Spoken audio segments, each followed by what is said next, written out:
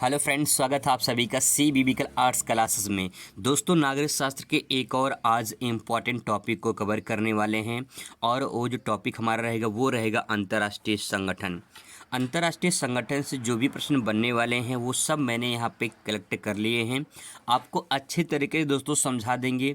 ये गारंटी की जो मैंने क्वेश्चन सेलेक्ट किया है वो पिछले कई सालों में जो है क्वेश्चन पूछे गए हैं। और ये बात ध्यान रखेंगे आप सभी लोग कि जो क्वेश्चन पूछे गए हैं पिछले सालों में वो कहीं न कहीं रिपीट भी होते हैं और 100% रिपीट होते हैं दोस्तों। किसी न किसी सेट में ज़रूर पूछे जाते हैं। तो चलिए शुरुआत करते हैं। आज का ये बहुत ही बेहतरीन टॉपिक होने वाला है। अंतर्राष्ट्रीय संगठन से हर साल सवाल पूछे जाते हैं। चलिए आपको समझाने की पूरी कोशिश करेंगे, साथ साथ में आपको याद भी करवाएंगे। पहला क्वेश्चन दोस्तों यहाँ पे है, संयुक्त राष्ट्र संघ सुरक्षा परिषद के किन्हीं 2 अस्थायी तथा 2 अस्थायी सदस्यों के नाम लिखिए। आपको जानकारी के मुताबिक बता दें, जो संयुक्त राष्ट्र संघ है, ये संयुक्त राष्ट्र संघ सुरक्षा परिषद, इसके अंतर्गत जो है 5 अस्थायी सदस्य आते हैं और 10 जो है अस्थायी सदस्य आते हैं।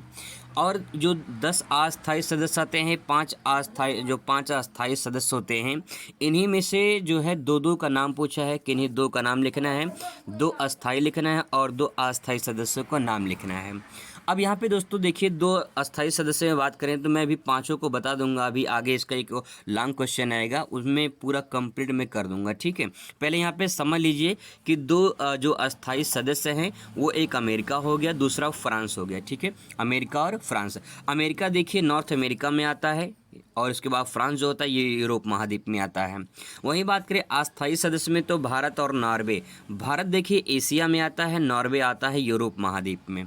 तो यहाँ पे अगर बात करें, भारत और नॉर्वे जो है ये अस्थायी सदस्य हो गए और अमेरिका और फ्रांस ये हो गए आपके, ये अस्थायी हो गए और ये हो गए आपके अस्थायी सदस्य, ठीक है। तो दोस्तों आपसे 1 नंबर का सवाल पूछा जाएगा और आपसे यही पूछेगा कि किन्हीं 2 अस्थायी और किन्हीं 2 अस्थायी सदस्यों के नाम लिखिए। तो अस्थायी में हो जाएंगे ये दोनों, ठीक है, और अस्थायी में हो जाएंगे भारत और नॉर्वे हो जाएगा। इसके बाद दोस्तों अगला क्वेश्चन यहाँ पे आता है, 1 नंबर का सवाल हो सब। यहाँ पे सवाल ये, यहाँ पे संयुक्त राष्ट्र संघ के अंगों के नाम लिखिए। सवाल यहाँ पे संयुक्त राष्ट्र संघों के जो अंग हैं उनके नाम लिखना है। तो ऐसे कौन कौन से अंग हैं उनको देखना है। तो ये 5 अंग यहाँ दिए गए हैं, इन 5 अंग को समझना है। पहला होता है महासभा। आपको जानकारी के मुताबिक बता दें, जो अस्थायी सदस्य होते हैं, जो अस्थायी सदस्य होते हैं और जो अस्थायी सदस्य होते हैं, इन अस्थायी सदस्यों की जो चुनाव होता है वो महासभा के द्वारा किया जाता है। जो अस्थायी सदस्य होते हैं इनका 2 साल में चुनाव होता है। जैसे भारत और नॉर्वे अस्थायी सदस्य में आते हैं, इनका हर 2 साल बाद चुनाव होता है और चुनाव के जो जिम्मा सौंपा गया है वो महासभा को सौंपा गया है। तो इसमें पहला पॉइंट हो जाएगा, संयुक्त राष्ट्र संघ के अंग में महासभा हो जाएगा। महासभा होगा, इसके बाद होगा सुरक्षा परिषद, ये दूसरा इसका पार्ट हो जाएगा, दूसरा इसका अंग हो जाएगा। तो ये ध्यान में रखना है आपको, सुरक्षा परिषद। देखिए महासभा होगा तो क्या होगा, कहीं न कहीं सुरक्षा भी होगी, और सुरक्षा होगी तो आर्थिक रूप से और सामाजिक रूप से हम कैसे हो जाएंगे, मजबूत हो जाएंगे। थोड़ा कहानी की तरह याद कर लेंगे तो दिक्कत नहीं होगी। महासभा क्या होता है, महासभा वो होता है जो अस्थायी और अस्थायी सदस्यों का चुनाव करता है। खासकर इसमें जो अस्थायी सदस्य होते हैं इनका चुनाव करता है, ठीक है। अब इसके बाद दोस्तों जब महासभा चुनाव कर लेगा तो हमें क्या मिलेगा, सुरक्षा मिलेगा। सुरक्षा जब मिल जाएगी तो हम आर्थिक रूप से और सामाजिक रूप से कैसे हो जाएंगे, अच्छे हो जाएंगे। तो तीसरा पॉइंट क्या हो जाएगा, आर्थिक और सामाजिक परिषद हो जाएगा, ठीक है।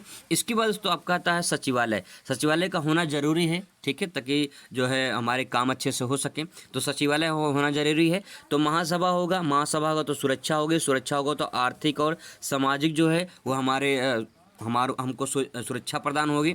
इसके बाद तो सचिवालय का होना जरूरी है, ठीक है। और सचिवालय अगर काम नहीं करता तो हम अंतर्राष्ट्रीय न्यायालय में भी जा सकते हैं। तो यहाँ पे इस प्रकार से ये 5 अंग आप यहाँ पे नोट डाउन कर सकते हैं। बहुत ही मोस्ट इंपॉर्टेंट है ये 5 पॉइंट। आई होप आपको समझ में आ गया होगा। एक बार और फिर से देख लेंगे तो आपको याद होने की पूरी गारंटी रखते हैं। इसके बाद दोस्तों बात करें अंतर्राष्ट्रीय न्यायालय, ये क्वेश्चन पूछा गया है, बहुत ही मोस्ट इंपॉर्टेंट है कि अंतर्राष्ट्रीय न्यायालय कहाँ पे है। तो अंतर्राष्ट्रीय जो न्यायालय है वो हेग है, हेग में पड़ता है, और हेग पड़ता है नीदरलैंड में। और नीदरलैंड कहाँ पड़ता है, नीदरलैंड पड़ता है आपका यूरोप में। अगर मैं आपको मानचित्र में दिखाऊं कि नीदरलैंड कहाँ पे है तो आप इस पे ऐसे महसूस कर सकते हैं दोस्तों इस संसार के मैप में मैं आपको दिखा दूँ, यूरोप महाद्वीप में नीदरलैंड है, आप यहाँ पे देख सकते हैं। इस वाले पोर्शन में देखें यहाँ पे यूके है, यूके मतलब यूनाइटेड किंगडम है। इसके बाद दोस्तों आपको यहाँ पे दिखाई दे नीदरलैंड, यहाँ पे देख सकते हैं। ये जो नीदरलैंड है, यहाँ पे ये वाला पोर्शन जो है ये है नीदरलैंड का, ठीक है। जर्मनी ये है, जर्मनी के जस्ट ऊपर जो है यहाँ पे आपको नीदरलैंड दिखाई देगा, ठीक है। इसके बाद यहाँ पे बेल्जियम है और ऊपर इसके डेनमार्क है। लेकिन हमको समझना है नीदरलैंड, तो नीदरलैंड एकदम समुद्र के तट पर है और जर्मनी का पड़ोसी है, ठीक है। इस प्रकार से आप नीदरलैंड को यूरोप महाद्वीप में समझ सकते हैं। ये दोस्तों बहुत ही इंपॉर्टेंट है, कंपटीशन में ही कई बार पूछा गया है अंतर्राष्ट्रीय न्यायालय कहाँ पे है, तो हेग में पड़ता है। हेग कहाँ पड़ता है? नीदरलैंड में। इसके बाद दोस्तों अगला क्वेश्चन है WTO क्या है, इसके बारे में सवाल अगर आप पूछेगा तो कैसे लिखेंगे। सबसे पहले इसका फुल फॉर्म जानते हैं WTO का, तो वर्ल्ड ट्रेड ऑर्गेनाइजेशन, ये इसका पूरा नाम हो गया वर्ल्ड ट्रेड ऑर्गेनाइजेशन। वर्ल्ड यानी विश्व, ट्रेड का मतलब होता है व्यापार, ऑर्गेनाइजेशन होता है संगठन, ठीक है। विश्व व्यापार संगठन जो है ये हो गया, तो WTO का पूरा नाम हो गया। अब है क्या ये, इसके बारे में समझते हैं। सबसे पहले पॉइंट और यहाँ पे समझ लेते हैं कि इसकी स्थापना जो है 1995 में हुई थी। कब हुई थी? 1995, ठीक है। किसको 95? WTO को 95, ठीक है। 1995, नहीं तो जान चली जाएगी, ठीक है। जिनेवा, इसका मुख्यालय कहाँ पे है? जिनेवा। ये जिनेवा कहाँ पड़ता है? स्विट्जरलैंड में पड़ता है, ठीक है। जिनेवा जो पड़ता है ये है स्विट्जरलैंड में, ये है आपका स्विट्जरलैंड में। ये कहाँ पे है? ये भी आपका यूरोप महाद्वीप में पड़ता है, ठीक है। तो इसका मुख्यालय कहाँ पे है? जिनेवा में है। और इसके बारे में डिटेल में अगर बात करें तो WTO एक अंतर्राष्ट्रीय संगठन है। तो सबसे पहला सवाल यहीं पे आता है कि WTO क्या है, तो एक अंतर्राष्ट्रीय क्या है? एक संगठन बनाया गया है। अंतर्राष्ट्रीय संगठन का मतलब ये होता है कि जब कोई एक संस्था, कोई एक संगठन, कोई एक गुट कई सारे देशों को संचालित करता है, कई सारे देशों को जो है अगर मान लो यहाँ व्यापार लिखा है तो व्यापार से संबंधित जो नियम वगैरह होते हैं उसको लागू करता है। उसको देखता है कि कौन सा देश कितना व्यापार कर रहा है, किस प्रकार से संचालन हो रहा है वहाँ पे, उसका देखरेख करता है। जब कोई संस्था एक से अधिक देशों में संचालन करे या फिर नियमों को लागू करे तो उसे हम अंतर्राष्ट्रीय कहते हैं। तो यहाँ पे अंतर्राष्ट्रीय संगठन का मतलब तात्पर्य समझ में आ गया होगा आपको। अब इसके आगे लिखा है यह अंतर्राष्ट्रीय व्यापार से संबंधित नियमों को निर्धारित एवं संचालित करने के लिए विकसित देशों की पहल पर आरंभ किया गया है।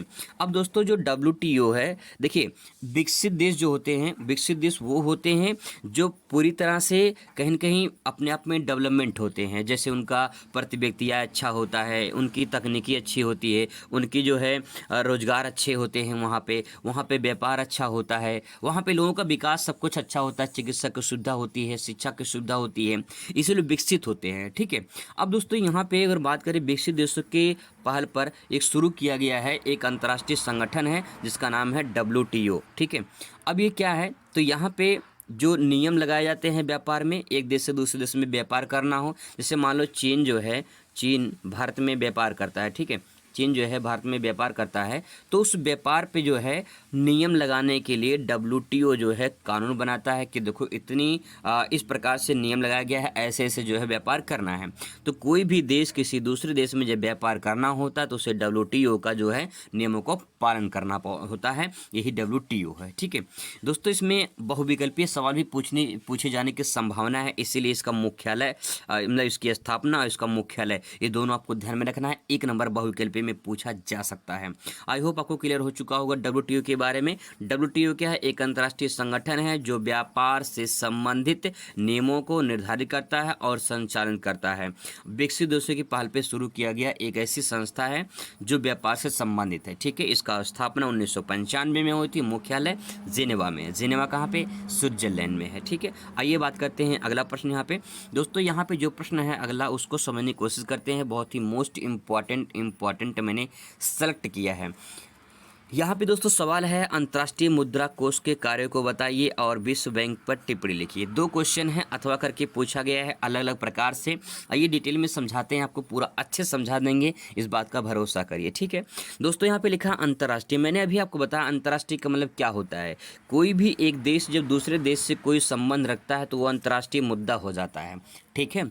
अंतर्राष्ट्रीय का मतलब होता है कि जो अपने देश से बाहर के देशों से संबंधित होता है, उसे अंतर्राष्ट्रीय कहते हैं। अभी यहाँ एक सवाल पॉइंट लिखा है कि अंतर्राष्ट्रीय, और यहाँ पे आगे लिखा है मुद्रा। मुद्रा का मतलब मनी से संबंधित है। कोष का मतलब क्या होता है? जमा करना, संचित करना, जमा करना होता है। जैसे फंड वगैरह होता है, हम जमा करते हैं, ठीक है। तो यहाँ पे दोस्तों जो अंतर्राष्ट्रीय मुद्रा कोष है, इसके कार्य को बताना है कि ये कार्य क्या करता है, ये बताना है।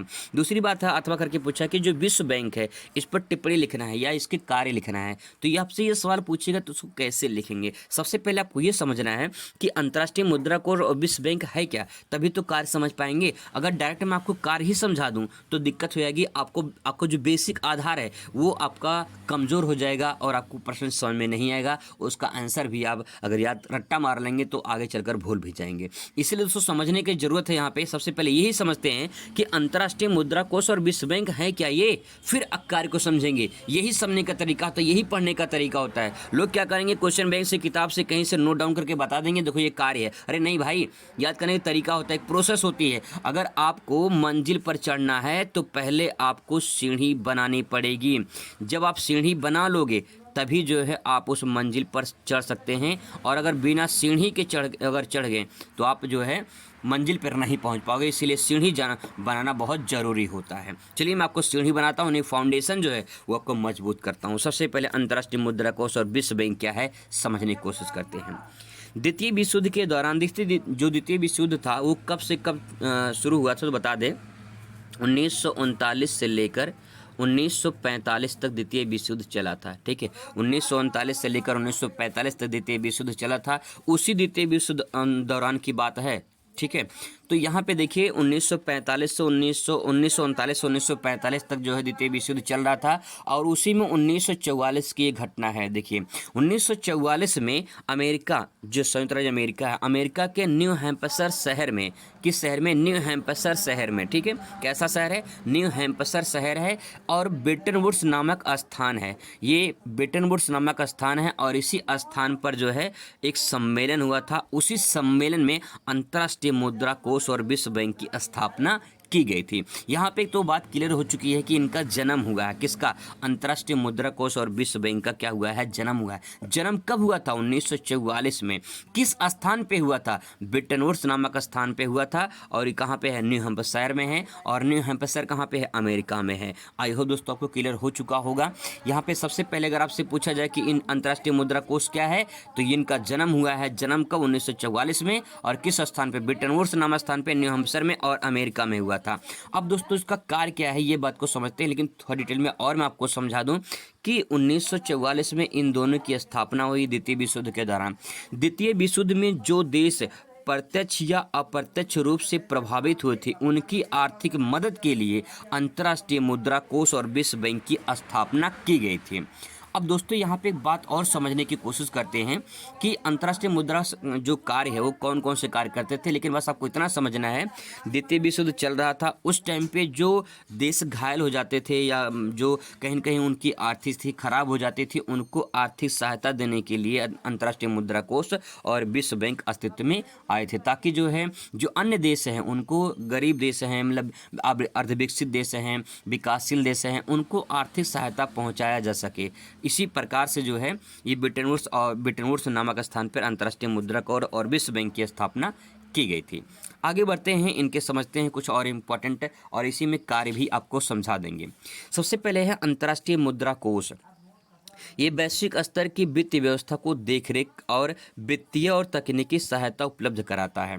पहला पॉइंट ये हो जाएगा, पहला कार्य भी ले सकते हैं इसमें कि अंतर्राष्ट्रीय मुद्रा कोष का काम क्या होता है। ये वैश्विक स्तर पर, वैश्विक स्तर का मतलब क्या? विश्व स्तर पर एक देश से दूसरे देश में जो है मदद करना, ये वैश्विक स्तर हो गया। वित्त व्यवस्था, वित्त मतलब क्या होता है? धन होता है। व्यवस्था मतलब क्या करना? व्यवस्था करना किसी चीज़ का। और किस चीज़ का व्यवस्था करना? वित्त का। वित्त मतलब धन, तो धन की व्यवस्था करना ये कौन करेगा? ये अंतर्राष्ट्रीय मुद्रा कोष करेगी। वैश्विक स्तर पर जिस देश को धन की आवश्यकता पड़ेगी, जरूरत पड़ेगी, उनको सहायता मिलेगी, वित्त व्यवस्था उनकी देखरेख करना है, ठीक है। जैसे होता ना, कोषाध्यक्ष नियुक्त किया जाता है, तो कोषाध्यक्ष कौन होता है? जिसके पास पूंजी जमा होती है। जैसे मान लो कोई ट्रस्ट है, कोई मंदिर है, कुछ भी मस्जिद वगैरह कुछ भी होता है एनीवन, तो उसमें जो है एक कोषाध्यक्ष होता है, उसके पास पैसा जमा होता है। उस मतलब पैसा क्या लेखा जोखा रखता है वो। ऐसे ही अंतर्राष्ट्रीय मुद्रा कोष है, ये क्या करता है, पैसों का लेखा जोखा करता है, यानी जो वित्त व्यवस्था है उसका देखरेख करता है और वित्तीय तकनीकी सहायता उपलब्ध कराता है। अगर किसी भी देश को सहायता चाहिए धन की या तकनीकी की, तो वो जो है कहीं के अंतर्राष्ट्रीय मुद्रा कोष उपलब्ध कराता है। आई होप आपको क्लियर हो रहा होगा दोस्तों। यहाँ पे अगला पॉइंट यहाँ पे है कि वैश्विक जो विश्व बैंक है, ये विश्व बैंक क्या करता है, विश्व बैंक का काम क्या है, विश्व बैंक शिक्षा, स्वास्थ्य, कृषि एवं ग्रामीण विकास एवं पर्यावरण सुरक्षा संबंधी जो है ये सहायता उपलब्ध कराता है तथा सुशासन में अच्छा शासन, सुशासन का कार्य करता है। यानी जो विश्व बैंक है, अगर कोई भी देश में शिक्षा संबंधी कोई प्रॉब्लम होती है, स्वास्थ्य संबंधित से कृषि संबंधित, ग्रामीण बैंक से संबंधित कोई प्रॉब्लम होती है या पर्यावरण से संबंधित कोई प्रॉब्लम होती है, तो कहीं न कहीं वो देश जो है, वो जो विश्व बैंक है ये आर्थिक सहायता पहुँचाते हैं। ठीक है, यह इसका मुख्य कार्य विकासशील देशों को संबंधित है। तो इसका जो मुख्य कार्य है, मैंने भी बताया कि जो गरीब देश हैं, जो अर्धविकसित देश हैं, जो विकासशील देश हैं, उनको आर्थिक सहायता पहुंचाना ही जो है विश्व बैंक का काम होता है। और अलग अलग तरीके से विश्व बैंक सहायता पहुंचाता है। अगर किसी विकासशील देश को शिक्षा में प्रॉब्लम है, स्वास्थ्य में, कृषि में, पर्यावरण सुरक्षा में, ग्रामीण विकास में या बैंक में, तो कहीं न कहीं विश्व बैंक जो है आर्थिक सहायता पहुंचाता है। ठीक है, आई होप दोस्तों आपको ये प्रश्न क्लियर हुआ होगा कि जो है ये अंतर्राष्ट्रीय मुद्रा कोष विश्व बैंक क्या है। क्वेश्चन नंबर अगला देखते हैं। सवाल यहाँ पे दोस्तों है, संयुक्त राष्ट्र संघ की स्थापना कब की गई थी। अगर मैं दोस्तों आपको बात करूँ कि यहाँ पे एक मैंने वर्ड लिखा है चारपाई। आप चारपाई जानते होंगे, चारपाई क्या होता है, जिसे खटिया बोलते हैं, चारपाई। ठीक है, अब दोस्तों ये चारपाई यहाँ पे मैंने लिखा है। इस चारपाई में अगर मैं कहूँ आपसे कोई अंक निकालिए, तो क्या निकल कर आएगा। देखिए चार में क्या निकल रहा है, चार निकल रहा है। ठीक है, पाई चार, पाई मतलब पाँच, तो चार पाई। अब मैं अगर आपसे कहूँ कि उन लोगों को चारपाई पे लिटा दो, तो चारपाई पे अगर लिटाओगे आप उन लोगों को, उन्हीं को चारपाई पे लिटा दो। ठीक है, उन्हीं को चारपाई पे लिटा दो। तो उन्हीं को चारपाई पे लिटाने का मतलब होता है चारपाई। 1945 में क्या हुआ था, संयुक्त राष्ट्र संघ की स्थापना हुई थी। मैं थोड़ा सा ट्रिक आपको बता रहा हूँ कैसे आप लंबे टाइम तक याद कर सकते हैं। अगर आपको ये डेट नहीं याद है तो आपको ये डेट अगर याद है तब भी आपका सही हो जाएगा। ठीक है, 1945 में मैंने अभी आपको ये भी बताया था कि द्वितीय जो विश्व युद्ध था वो 1939 से लेकर 1945 तक जो है चला था। 1945 में जो है संयुक्त राष्ट्र संघ की स्थापना हुई थी। एक नंबर का सवाल यहाँ पे क्लियर हो जाएगा। इसके बाद दोस्तों सवाल आता है, मानव अधिकारों के क्षेत्र में सक्रिय 2 अंतर्राष्ट्रीय संगठनों के नाम लिखिए। देखिए 2 चीज़ें हैं। पहला ये है कि मानव जो अधिकार हैं उसके लिए अंतर्राष्ट्रीय कुछ संगठन बनाए गए हैं। भाई अपने देश में, मान लो भारत में एक बात करें तो अपने देश में मानव अधिकार के लिए कुछ संगठन बनाए गए हैं, कुछ हमारे मूल अधिकार हैं। ठीक है, ऐसे ही अंतर्राष्ट्रीय स्तर पर कुछ मानव अधिकारों के लिए संगठन बनाए गए हैं। उन संगठन का नाम क्या है आपसे पूछ सकता है। तो संगठन का नाम है ह्यूमन राइट्स वॉच, पहला हो जाएगा ह्यूमन राइट्स वॉच हो जाएगा, और दूसरा हो जाएगा एमनेस्टी इंटरनेशनल। ये दोनों पॉइंट है, थोड़ा सा कि डिफ़िकल्ट है याद करने में, लेकिन अगर आप जो है समझने की कोशिश करेंगे तो आपको याद हो जाएगा। यहाँ पे देखिए ह्यूमन राइट्स वॉच है और यहाँ पे एमनेस्टी इंटरनेशनल है। 2 प्रकार से जो है यहाँ पे आप इसको तैयार कर सकते हैं। इसके अब दोस्तों यहाँ पे अगला प्रश्न देखते हैं, सुरक्षा परिषद के कार्यों का वर्णन कीजिए। आपसे अलग से पूछ सकता है कि सुरक्षा परिषद के जो कार्य हैं उसका कार्य क्या है, उसके बारे में बताइए। उसके बारे में वर्णन करने के लिए आपसे सवाल पूछा जा सकता है। इसी क्वेश्चन को अलग सेट में पूछा गया था अथवा करके कि संयुक्त राष्ट्र जो संघ है इसका जो सुरक्षा परिषद है, इस संगठन के बारे में और इसके कार्य के बारे में वर्णन कीजिए। तो अगर ऐसा सवाल पूछेगा तो उसको कैसे लिखेंगे, सबसे पहले समझते हैं संगठन के बारे में, फिर समझेंगे इसका कार्य क्या है। तो सबसे पहले दोस्तों आपको ये बता दें कि संयुक्त राष्ट्र संघ के बारे में हम लोगों ने अभी चर्चा किए थे, जिसमें से 5 अंग थे। उसमें से 5 अंग में सबसे महत्वपूर्ण अंग माना किसको है, सुरक्षा परिषद को माना है। तो दोस्तों यहाँ पे जो संयुक्त राष्ट्र संघ है ये सुरक्षा परिषद संघ का सबसे महत्वपूर्ण अंग माना जाता है। सुरक्षा परिषद में कुल मिला के 15 सदस्य हैं, जिसमें से 5 जो हैं परमानेंट हैं और 10 जो हैं वो क्या हैं, वो टेम्परेरी बेस पे हैं। जो 5 परमानेंट हैं उनके बारे में सवाल पूछ लेता है और पूछा भी है, हम लोगों ने 2 बताया था अभी। देखिए संयुक्त राज्य अमेरिका, रूस, ब्रिटेन, फ्रांस और चीन। ये कुल मिला के 5 जो हैं ये परमानेंट है, परमानेंट ये सदस्य हैं। और इसके बारे में बात करें, संयुक्त राज्य अमेरिका आपका आता है ये नॉर्थ अमेरिका में, ठीक है। रूस आता है आपका यूरोप प्लस एशिया में, ब्रिटेन आता है आपका यूरोप महाद्वीप में, फ्रांस आता है आपका यूरोप महाद्वीप में, और चीन आता है एशिया महाद्वीप में। तो दोस्तों इस प्रकार से आप इसको समझ सकते हैं, ये 5 देश हैं जो परमानेंट हैं और संयुक्त राष्ट्र संघ के जो है यहाँ पे देखा जाए तो ये जो है संयुक्त राष्ट्र संघ के क्या हैं, सदस्य हैं, ठीक है, सुरक्षा परिषद के। अब इसके बाद दोस्तों बात करें यहाँ पे जो 10 अस्थायी सदस्य होते हैं जो टेम्परेरी होते हैं, जिनका चुनाव महासभा के द्वारा 2 वर्षों के लिए किया जाता है। मैंने बताया था कि 2 वर्षों के लिए महासभा के द्वारा चुनाव इनका किया जाता है जो टेम्परेरी बेस पर होते हैं। अब दोस्तों समझते हैं इनके कार्य क्या है। बहुत ही इंपॉर्टेंट है, नाम ही सुरक्षा परिषद है तो सुरक्षा जरूर करेंगे। तो देखिए यहाँ पे विश्व शांति को हर प्रकार से सुरक्षित रखना है। विश्व शांति का मतलब ये होता है कि विश्व स्तर पर किसी भी देश में कोई समस्या ना हो और उन सभी देशों को शांति स्थापित करने के लिए सुरक्षा परिषद काम करता है। तो पहला पॉइंट ले सकते हैं कि विश्व शांति के लिए सुरक्षा परिषद जो है ये काम करता है ताकि जो है हर प्रकार से सभी लोग सुरक्षित रहें। इसके बाद दोस्तों आता है अगला पॉइंट, किसी भी वाद विवाद को अंतिम निर्णय 5 अस्थायी सदस्य और 4 अस्थायी सदस्य की सहमति के आधार पर लिया जाता है। बहुत ही सिंपल पॉइंट दोस्तों ये है, मान लीजिए किसी भी देश में किसी दूसरे देश से विवाद हो जाता है तो उस विवाद का जो निर्णय लिया जाएगा वो निर्णय कैसे लिया जाएगा, जिसमें 15 सदस्य हैं, इन 15 में से 5 इसमें जो है 5 जो अस्थायी सदस्य हैं और 4 जो ये अस्थायी सदस्य हैं, ये दोनों मिलकर काम करेंगे। 5 परमानेंट और 4 टेम्परेरी बेस पे काम करेंगे और दोनों मिलकर निर्णय लेंगे कि जो है आगे अब क्या किया जाए। तो जो निर्णय होगा वही उसका जो है फाइनल डिसीजन माना जाएगा कि अब जो आगे क्या करना है। तो इसमें यही बस ध्यान में रखना है कि अगर किसी भी देश में वाद विवाद होता है तो उसका जो अंतिम निर्णय होगा वो निर्णय 5 अस्थायी सदस्य लेंगे और 4 अस्थायी सदस्य लेंगे, जिनकी सहमति से एक फाइनल डिसीजन लिया जाएगा कि आगे अब क्या करना है। इसके बाद दोस्तों आप अगला पॉइंट ले सकते हैं यहाँ पे कि जो अस्थायी सदस्य हैं, अस्थायी सदस्य में से एक सदस्य किसी भी विषय पर अस्वीकृति हो जाती है तो निर्णय रद्द हो जाता है। मतलब ये है, इसमें कहा गया है कि जो 5 अस्थायी सदस्य होते हैं जो डिसीजन लेते हैं 4 अस्थायी सदस्यों के साथ में, अगर इस 5 में से कोई एक सदस्य भी अगर उसमें कहता कि नहीं ये सही नहीं है, गलत तरीका है, तो अपने आप वो कैंसिल हो जाता है, वो रद्द हो जाता है। यही इसका रूल है, यही इसका नियम है और यही संगठन का कार्य होता है। कितना बढ़िया तरीके से इसको जो है बनाया गया है, बताया गया है किस प्रकार से लोग जो है काम करते हैं। इसके बाद तो आता है यहाँ पे अगला पॉइंट, जो अस्थायी सदस्य होते हैं, अस्थायी सदस्य के जो ये अधिकार प्राप्त है, इसी अधिकार को निषेधाधिकार या वीटो पावर के नाम से जाना जाता है। इस क्वेश्चन को अलग से पूछा जाता है कि वीटो पावर क्या होता है, ठीक है। वीटो पावर क्या होता है ये अलग से पूछा जा सकता है। तो जो निषेधाधिकार है वो वीटो पावर कहलाता है। निषेधाधिकार का मतलब क्या है, किसी भी जो है क्षेत्र में निर्णय लेने के लिए अगर जो 5 अस्थायी सदस्य हैं उसमें से कोई अगर एक सदस्य भी अगर कहता है नहीं ये सही नहीं है, गलत है, तो वो डिसीजन पूरी तरह से रद्द माना जाएगा और यही जो डिसीजन रद्द जो माना जाएगा उसका वही पावर जो उसके पास है वही पावर वीटो पावर के नाम से जाना जाता है, जिसे निषेधाधिकार कहा जाता है।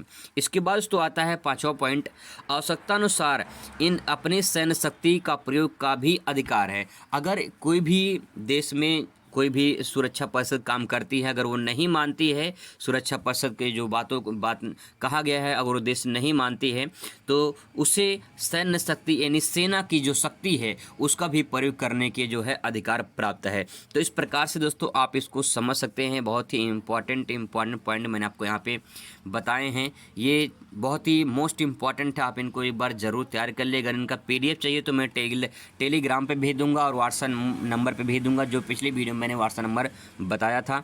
तो मिलते हैं नेक्स्ट वीडियो में। Thanks for watching.